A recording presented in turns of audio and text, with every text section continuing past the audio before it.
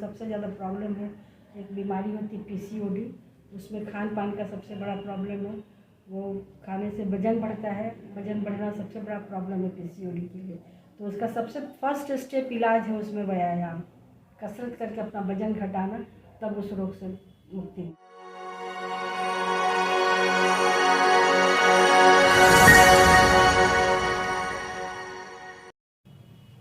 नमस्कार बा प्रणाम बा तमाम जनता जनार्दन के हम उज्ज्वल निमा भोजपुरिया माटी न्यूज चैनल से स्वागत है। चिकित्सा है महान कार्यक्रम में छपरा के ऐसे सुप्रसिद्ध एक महिला डॉक्टर के साथ आप सभी के साथ रूबरू करा रहे हैं जो डॉक्टर संगीता चौधरी जी हैं, जो छपरा शहर के लिए बेहतर काम कर रही हैं। इनसे मैं जानने की कोशिश करूँगा क्या परिचय है और क्या कितने दिनों से छपरा शहर का सेवा दे रही हैं और कहाँ से पढ़ाई लिखाई किया, और कुछ सवाल मेडिकल सेक्टर से होंगे।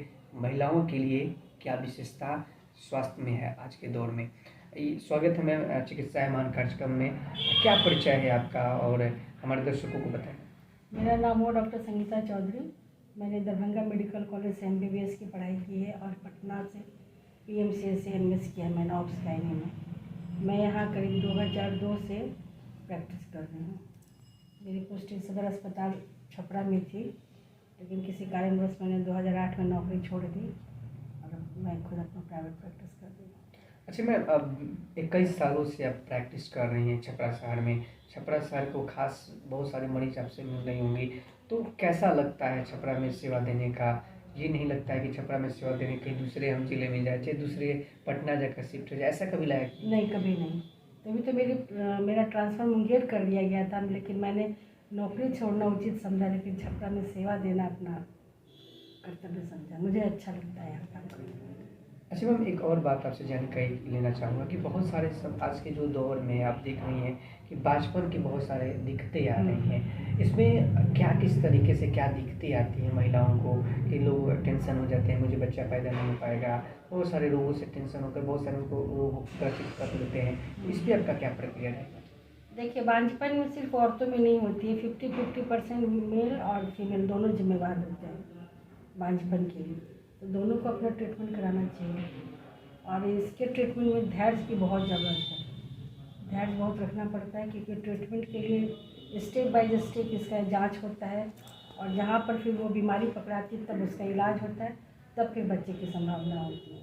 अगर सब कुछ फेलियर हो जाता है तो फिर उसको हम लोग रेफ़र करते हैं पटना चाहे दिल्ली IVF वगैरह के लिए। बहुत सारे औरतों में अगर ट्यूब ब्लॉकेज का प्रॉब्लम है तो IVF ही उसका एक उपचार है। और जेंट्स में भी प्रॉब्लम है, जिनको आजकल तो ऐसा हो गया कि अगर जेंट्स में कीड़ा भी नहीं है तो उसका DNA ले करके उससे ये कीड़ा बना करके बच्चा क्या आता है। मतलब साइंस तो इतना बढ़ चुका है, लेकिन अभी इंडिया में वो प्रोसेस नहीं आया है। लेकिन अगर मर्द में भी कीड़ा उड़ा कम है तो एक से एक विधि होती है, उसके द्वारा भी बच्चा पैदा किया जाता है। अच्छा मैम, लेकिन वो सुविधा आपको अभी तक आपके हॉस्पिटल से कितने लोग ऐसे रोगों से ग्रसित होकर आपसे मिले, कितने लोग का बच्चा हो पाया? तो ये तो गिनती तो मेरे पास नहीं है, लेकिन होता है। IUI में करती हूँ, IUI से बच्चे होते हैं और ट्रीटमेंट से भी बच्चे होते हैं। अगर मान लीजिए कि जेंट्स में प्रॉब्लम नहीं है तब तो, और ट्यूब ब्लॉक नहीं है तब तो आसानी से इलाज होता है। अगर ओवरी का प्रॉब्लम है या यूट्रस में कोई प्रॉब्लम है तब तो इलाज यहाँ तक संभव है, लेकिन उसके बाद अगर कोई प्रॉब्लम है तो फिर तो उसको पटना वगैरह रेफर करना पड़ता है। अच्छा मैम, एक बड़ी सवाल आ रही है और लड़कियों में और महिलाओं में। लड़कियों में कम उम्र में ही उन लोगों का आपका जो पीरियड आ जा रहा है, और साथ ही साथ किसी का लेट से आ रहा है, किसी का पहले आ जा रहा है। ये जो बड़ी समस्या आ रहे हैं, इसमें बहुत सारे लापरवाही लोग कर रहे हैं, तो बहुत लोगों से वो लोग ग्रसित हो जा रहे हैं। इस पर आपका क्या प्रक्रिया है? इसमें सबसे ज़्यादा प्रॉब्लम है आपके खान पान का। जितना भी फास्ट फूड खाना है वो सबसे ज़्यादा प्रॉब्लम है। एक बीमारी होती है PCOD, उसमें खान पान का सबसे बड़ा प्रॉब्लम है। वो खाने से वजन बढ़ता है, वजन बढ़ना सबसे बड़ा प्रॉब्लम है PCOD के लिए। तो उसका सबसे फर्स्ट स्टेप इलाज है उसमें व्यायाम, कसरत करके अपना वजन घटाना, तब उस रोग से मुक्ति मिलती है। फिर जब शादी वादी होती है तो फिर प्रेगनेंसी का चांस बढ़ता है। अच्छा, बहुत लोगों का कहना है कि मंथ के पहले आ गया, मंथ के बाद आता है, तो औरतों या लड़कियों में मेंटलिटी होता है मेरा लेट हो गया प्रेगनेंसी। ये बहुत बड़ा ये अंदर से उनका स्टेशन होता है। इसमें क्या दिक्कतें आती हैं, किन कारणों के चलते उनका लेट आता है? वो तो हार्मोनल प्रॉब्लम है, तो टेस्ट कराने के बाद देखना पड़ता है कि हार्मोन में क्या प्रॉब्लम है, किस स्तर पर प्रॉब्लम है, उसके अनुसार फिर जांच होती है, फिर उसका इलाज चलता है। अच्छा मैम, आप विशेषज्ञ क्या क्या चीज़ देखती हैं औरतों को, और यहाँ पे छपरा में कहाँ पे आपका लोकेशन है जो लोग आपसे संपर्क कर सके, अगर उनको दिखाना हो उस रोग से ग्रसित हो तो विशेषज्ञ क्या क्या देखती हैं? मैं तो यहाँ तो सब कुछ होता है। पहला तो बांझपन का इलाज, उसके बाद उसकी नॉर्मल डिलीवरी, सिजेरियन डिलीवरी, बच्चादानी का हर तरह का इलाज, उसका कैंसर का जांच।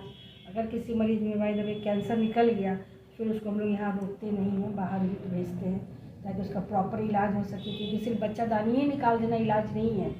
अगर कैंसर हो गया है तो बहुत सारा उसका प्रोसेस होता है, जो छपरा जैसे शहर में पॉसिबल नहीं है।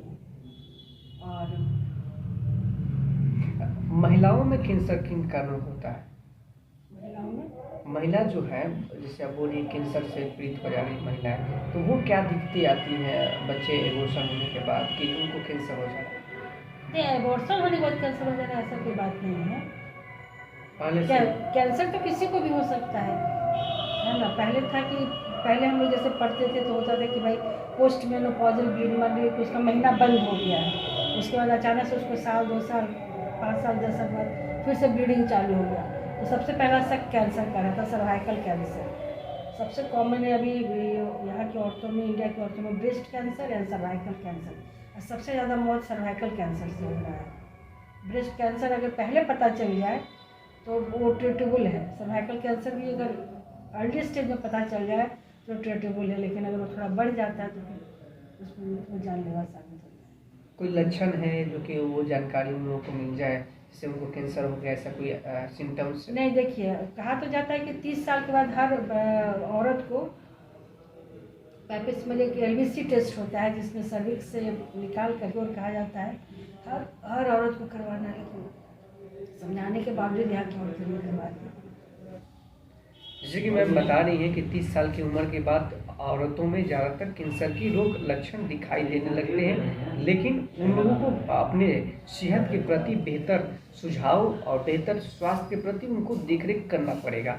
जाते जाते मैम अपील एक रहेगा छपरा शहर के लिए और लड़कियों और महिलाओं के लिए विशेष स्वास्थ्य के प्रति क्या आपका सुझाव रहेगा?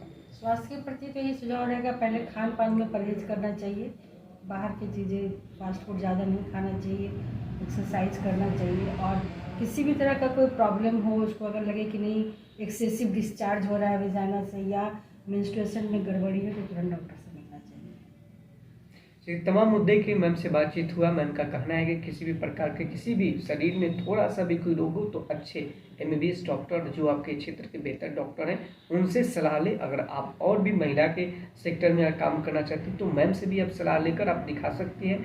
बेहतर इलाज के लिए अच्छे डॉक्टरों से ही सलाह लें, नहीं तो थोड़ा सा लापरवाही कीजिएगा तो आपका सेहत बेहतर बिगड़ सकता है। उस समय डॉक्टर कुछ नहीं कर पाते हैं। कहा जाता है डॉक्टर भगवान के रूप है, लेकिन कोशिश करता है, जो बड़े एक्सेस लापरवाही हो जाते हैं तो कोई कुछ नहीं कर पाता है। तो इसीलिए स्वस्थ रहें, सुरक्षित रहें। और चिकित्सा है महान कार्यक्रम को लेकर हर डॉक्टरों को मैं दिखा रहा हूँ कि आपके शहर में कौन डॉक्टर बेहतर हैं, जिन्होंने छपरा शहर के लिए बेहतर काम कर रहे हैं, और बेहतर स्वास्थ्य के प्रति उन लोगों का क्या विचार है, ये जानने के लिए हमारे चैनल के साथ बने रहें। जय हिंद, जय भारत, निर्मल के साथ।